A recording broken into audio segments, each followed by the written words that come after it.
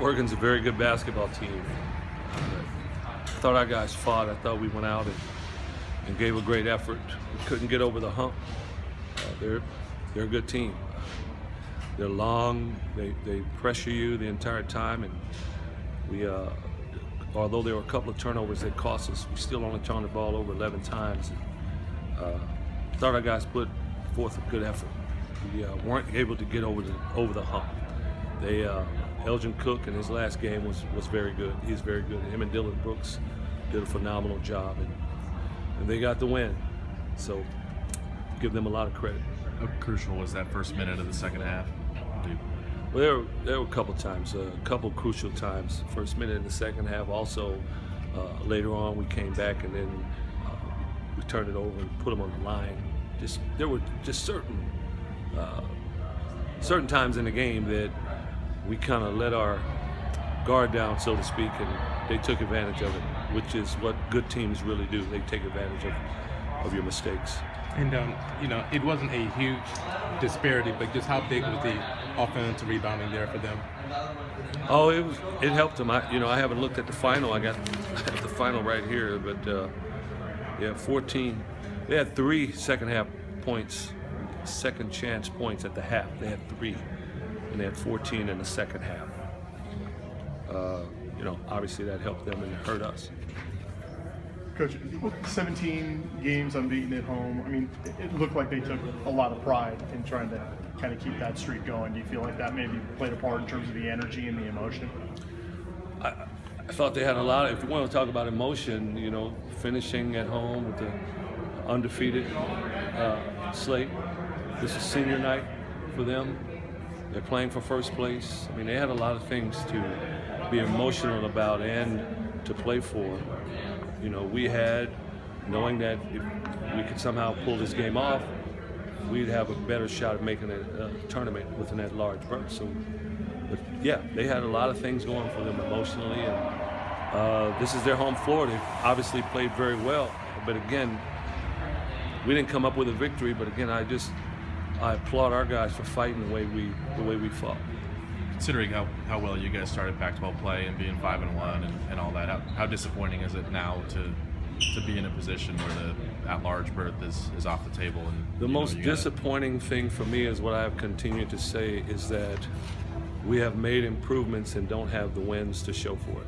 That's the most disappointing thing, because we've gotten better. But if you just look at the scores, you just look at it from a distance, you can't tell some of the things that we're doing much better than we were doing even when we were 5-1. But other teams have gotten better too.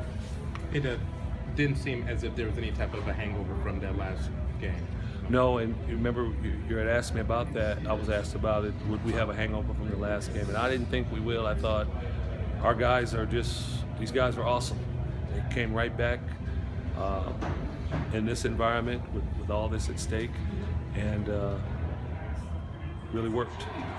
Then Andrew, just his game. I mean, just seems now this is the second straight game that in that second half he's really turned it on. He really did. He did a tremendous job of keeping us in that game. He had 8 assists. I don't know if he finished with 8 assists, but I think that's what he had. He was able to handle their pressure, make good decisions with it. He did a great job.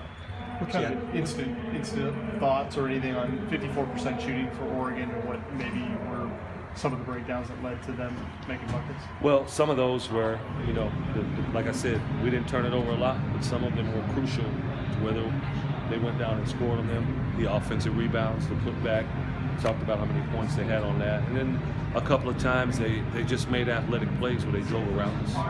And in the extended zone, the trapping zone, how much did that kind of take away from your guys' ability to really force the tempo? Oh, the thing is, if we get them to miss, they don't get to set up in that, but they shot over 50%, so they were able to set up in it quite a bit. I thought our guys did a pretty good job. We had one big turnover in the second half, decent job of handling it, but we weren't able to really attack it as much as we would have liked. It's one thing to break it, it's another thing to attack it. And it's a fairly short turnaround now for your next game, so your message now to your guys is what? We better be serious about it. We better be serious. The questions that I get asked after Tough losses is always with this group. Do you think you'll have a hangover or bounce back? That is not something I'm worried about. This game where on paper, Washington State has one victory on paper. The last time we were in a situation like this was Santa Barbara. And, you know, going into it, we want to make sure that we go into that game and we're playing at a high level. What's the temperament in that locker room right now? I mean, I know they just lost, but it's got to be different right now. This is a group, though. This group goes into every game thinking, I know we're gonna get this done this time. So disappointed, but I don't think our guys have lost confidence. Sometimes it seems like Andrew just has to take, you know, a lot on his shoulders. How hard is it, especially this late in the year, with as much as he's had to do? Well, not everyone can do it, but he's capable of doing it. I would say it's more of a fun challenge for him than something that's hard. You know, this is something that before the season started, he looked forward to doing, being in this position to go out and lead his team. So I don't think he sees it as, wow, this is so hard. I don't think he sees it that way.